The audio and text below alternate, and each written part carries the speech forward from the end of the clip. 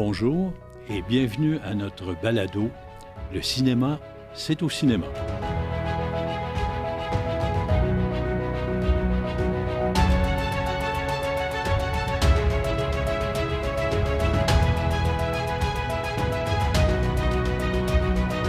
Épisode intitulé « La chronologie des médias reprend ses droits ».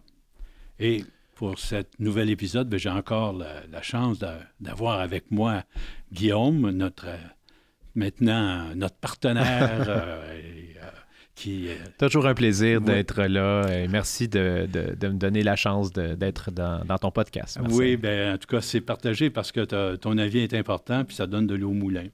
Donc, on fait notre approche aujourd'hui sur la chronologie des médias. On a déjà parlé dans un précédent épisode. C'était quoi la chronologie? Donc, pour faire simple, pour rentabiliser les films, on doit les sortir en respectant chacun des diffuseurs qui les met, qui les exploite. Donc, il y a une ordre chronologique, on sort dans un certain temps. Donc, à l'époque, il y avait une fenêtre allouée pour les salles de cinéma en Amérique du Nord qui était, bon an, mal an, 100 jours. À peu près. À peu près. À peu près.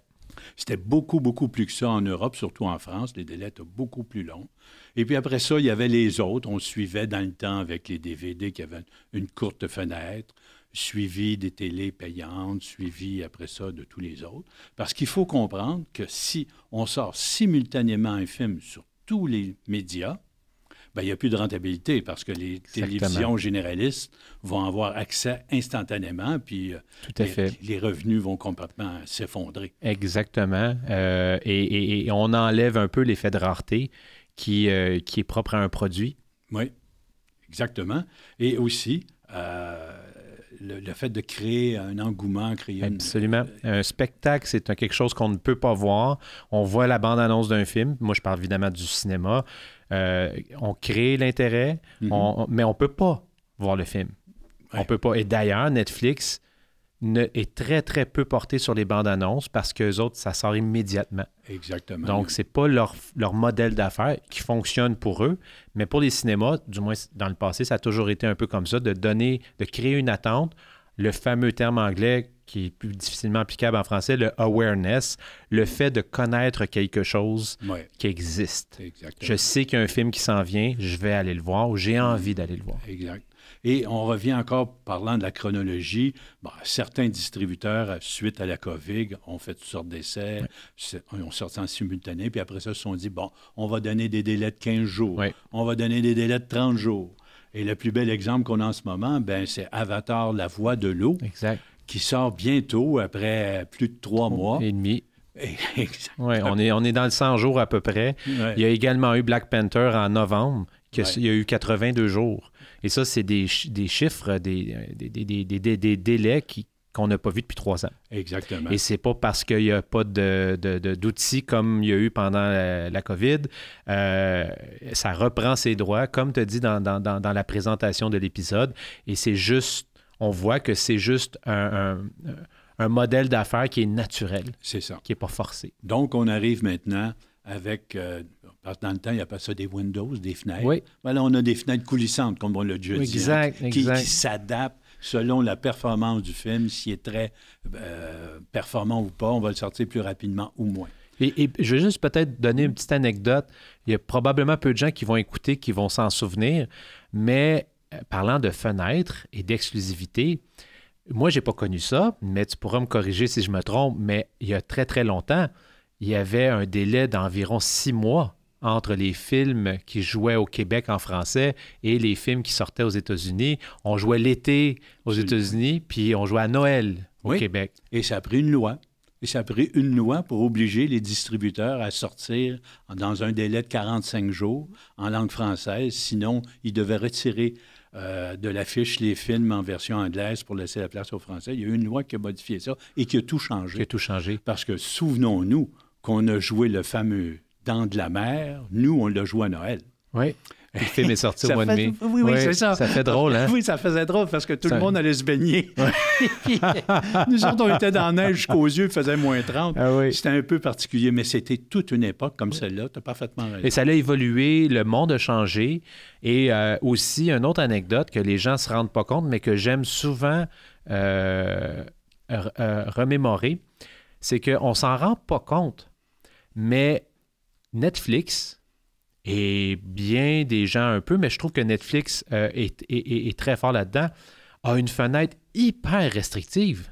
Oui. Les gens ne pensent pas à ça, mais si vous voulez écouter une série très populaire sur Netflix, c'est impossible de l'écouter ailleurs. C'est impossible d'aller l'acheter sur iTunes. C'est impossible avant d'acheter le DVD. Ce n'est que sur Netflix. Stranger Things, Netflix. Des fois, 1 an ou 2 après, il va sortir en Blu-ray, en DVD, quand c'était encore.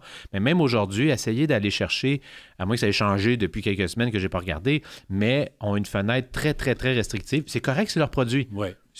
Finalement, c'est une porte barrée à double tour. Oui, exactement. Fait que quand on dit il ne faut pas qu'il y ait de fenêtre, ben non, on ne regarde pas tout le portrait. C'est ça. Puis c'est ça, puis c'est pas négatif. C'est leur produit, ils payent pour le faire, puis c'est très correct. Sinon, à un moment donné, le monde va moins s'abonner. Mais ça en est une fenêtre. Oui, et c'est pour ça qu'on va regarder un peu le modèle d'affaires des deux, parce qu'on a vu là, qu'il y a de nombreux changements, et c'est pour ça que la chronologie des médias prend ses droits. Exact. Parce que le modèle d'affaires des deux, le premier modèle d'affaires, c'est les salles de cinéma. Les salles de cinéma ont une formule simple. On paie un billet d'admission pour aller voir un film, donc on paie à la pièce pour chaque film qu'on voit. Et après ça, on cumule tout ça, puis on appelle ça les revenus box-office, qui nous donnent une bonne température de l'eau, puis qui aident à publiciser les films, à voir leur performance et tout ça. Oui. Et on peut allouer l'argent facilement aux distributeurs par film. Exactement.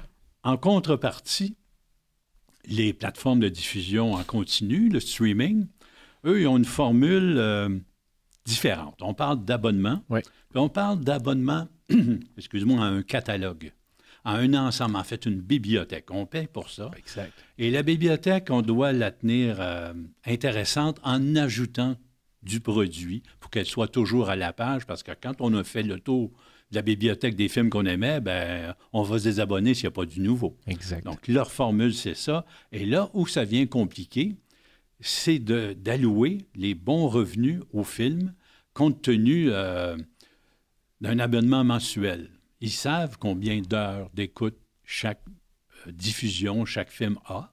Mais là où c'est bien difficile, c'est de dire, tel abonné, bien, oui, il a écouté le dernier des gros succès, mais il en a écouté 12 autres pendant le mois. Et là, lesquels sont les plus populaires? Parce qu'on sait que c'est lié aussi, les prix, à la nouveauté. Plus c'est nouveau. Donc, comment on alloue tout ça? Puis on divise les revenus entre tout le monde. Exactement. C'est très difficile. C'est très difficile. Donc, c'est un modèle d'affaires très, très difficile. Et tu me disais, avec raison, les seuls en ce moment qui peuvent générer un peu de profit, c'est Netflix, alors que toutes les autres sont à perte. Sont à perte. Oui. C'est quand même exceptionnel. Il y a des décisions très importantes qui se font par rapport à ça. Et les choses reprennent leur droit. Une image que je peux peut-être donner par rapport à ça, et qui va peut-être faire sourire certaines personnes, c'est que la fameuse bibliothèque qu'on a chez nous, qui ne sert plus à rien, de DVD puis de Blu-ray, là, ben, elle appartient à eux. Oui. Elle appartient à ces gens-là parce que tous les films qu'on a dans nos étagères sont disponibles sur ces plateformes-là, puis même qu'on est porté à le faire. On s'est déshabitué à prendre le DVD puis le mettre dans le lecteur. Oui. Maintenant, c'est les plateformes qui ont pris ce droit-là. Il faut bien le faire, là, c'est correct, mais il n'y en a plus de disponible. On s'est déshabitué à ça. Et souviens-toi qu'avant, l'utilisateur payeur que tu as décrit pour le fameux theatrical, la recette en salle, c'est exactement ça qu'on avait quand on achetait un DVD. Oui, on achetait un film, un prix. Oui. Maintenant, on a tous les films. Puis en plus, non seulement d'avoir le catalogue et tous les films, ils se séparent la tarte. On a laissé Netflix devenir hyper gros.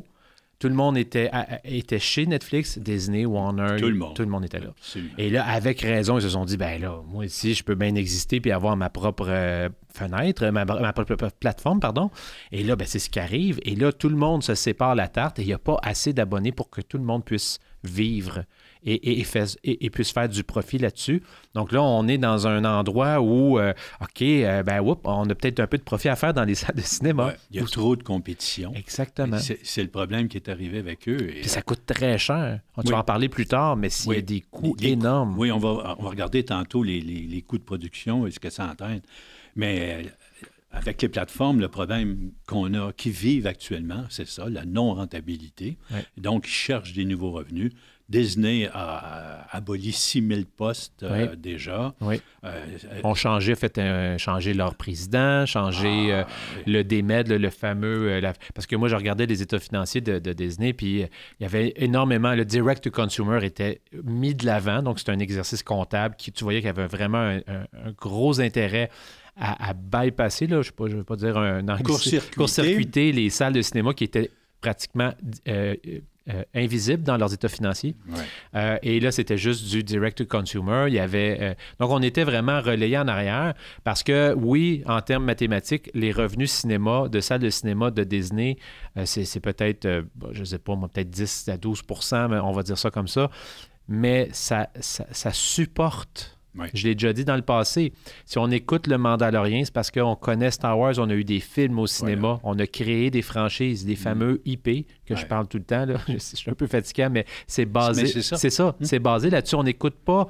On ne s'abonne pas à Disney+, en général, pour écouter un film qu'on dit « Ah, c'est une belle découverte. Ouais. » Ça, tu vas le prendre en plus quand tu as fait le tour des autres. Mais ce qui bouge les gens, c'est les franchises, les gros joueurs, les gros produits de consommation. Puis Disney, c'est très, très bien. Et c'est un peu pour ça qu'ils ont fait leurs dernières annonces en novembre avec des suites comme Toy Story qui revient à l'écran, Frozen et Zootopia. C'est ça.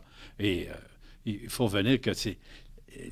La mise en marché de ces films-là, c'est très différent via les plateformes.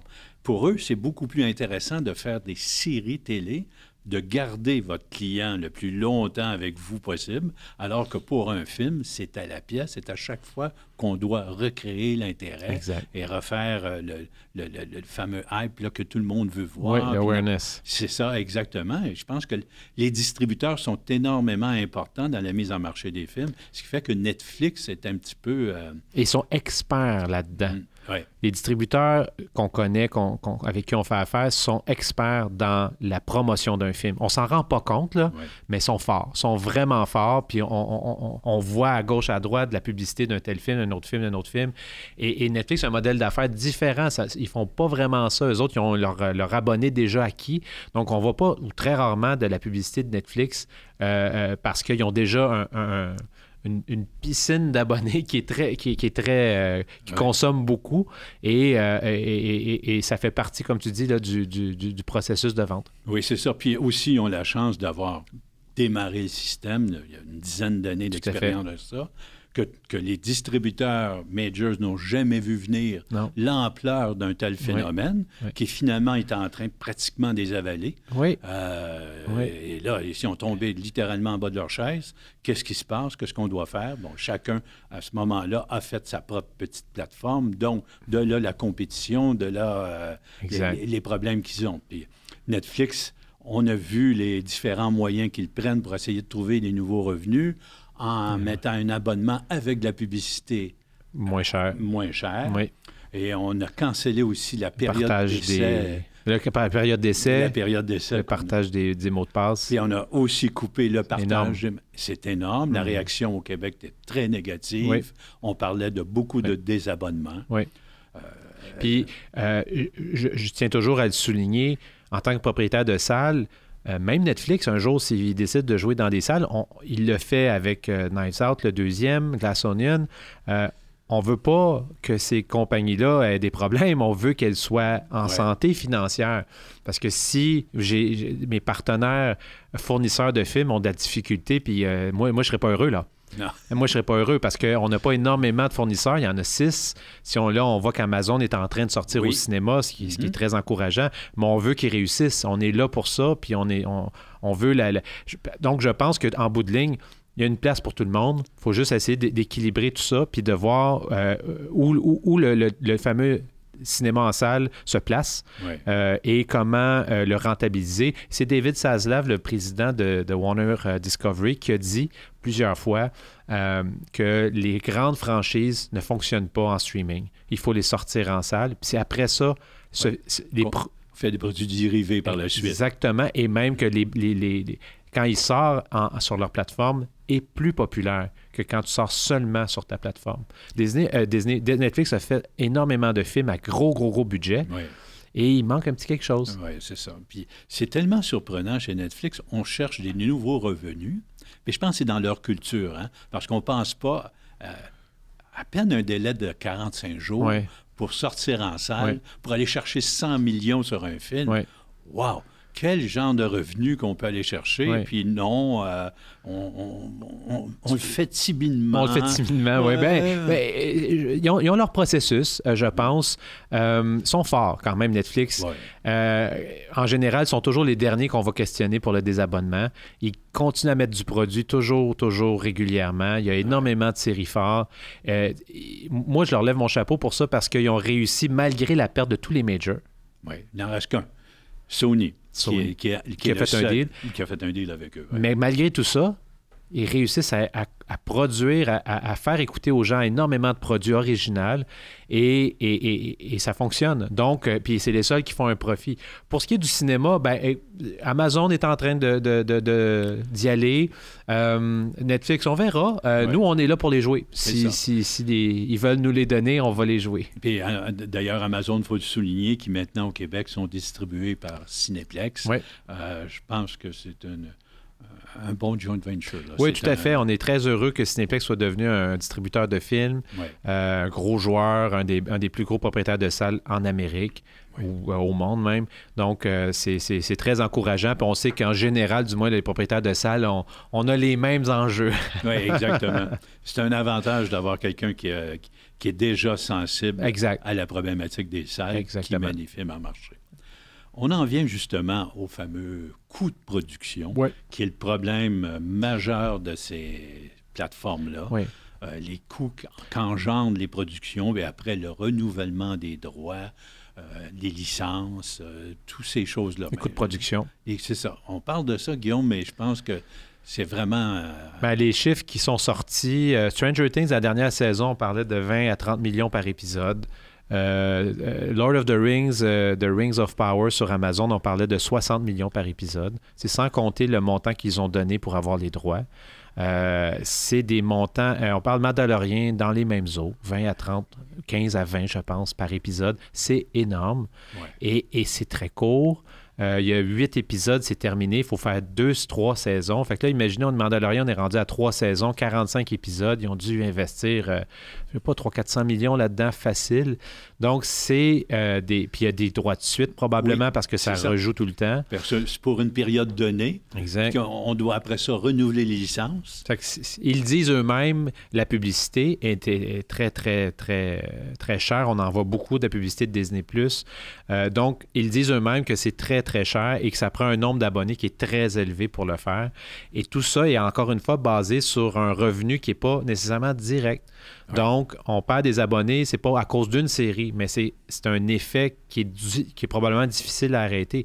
Un film, des fois, il manque leur coût. Ça arrive, c'est pas 100% du temps.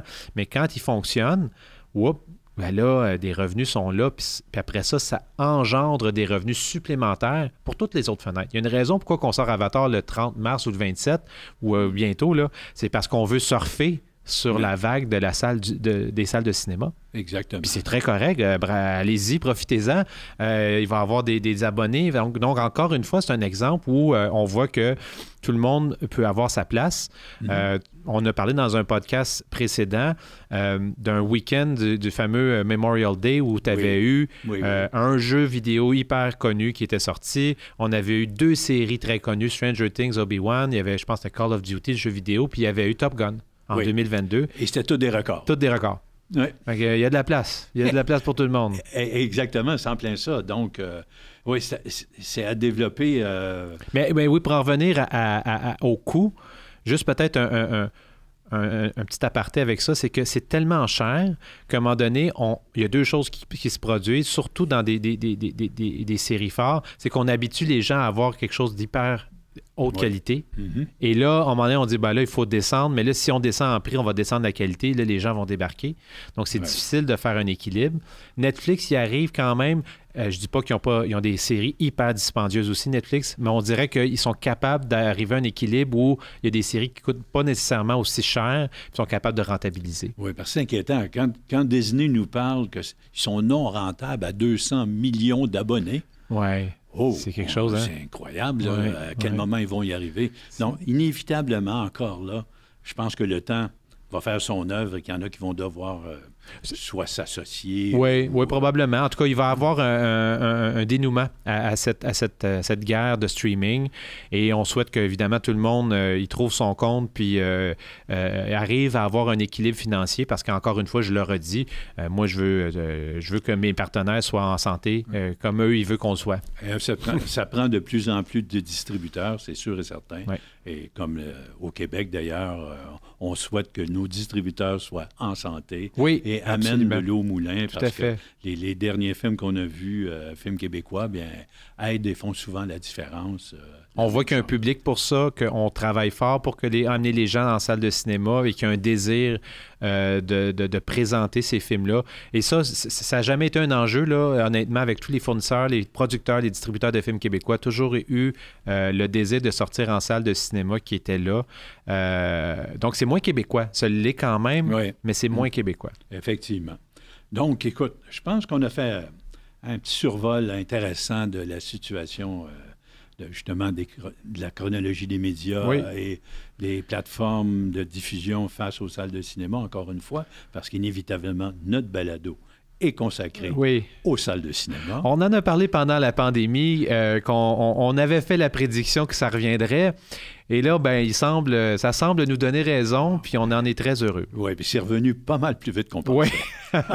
Non, parce que je voyais ça sur une période de peut-être de 2-3 ans et pas de 2-3 mois, comme c'est arrivé. Puis, et ce qui est le plus étonnant, c'est que le fameux 2 ans, c'était pour eux le nirvana. Ils étaient tout seuls, là. Il n'y avait plus de salle de cinéma, il n'y avait plus rien. On avait des avis gouvernementaux de nous fermer. Exactement. On n'a même pas pu pouvoir dire on peut-tu... Non, c'était...